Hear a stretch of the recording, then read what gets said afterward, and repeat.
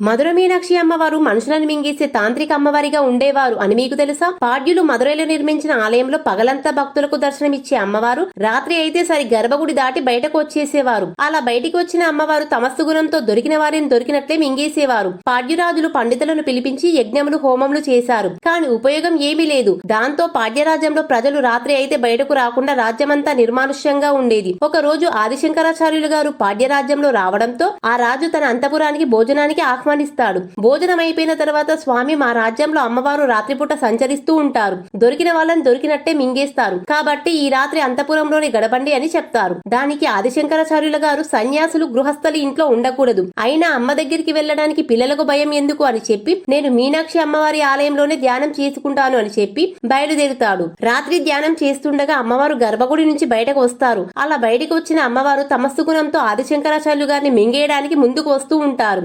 ఆదిశంకరాచార్యులు గారు శ్రీచక్రాన్ని ప్రతిష్ఠించి అమ్మవారిని ఈ శ్రీచక్రంలో ప్రతిష్ఠిస్తారు. అందరూ చెప్పండి, జై మీనాక్షి తల్లి.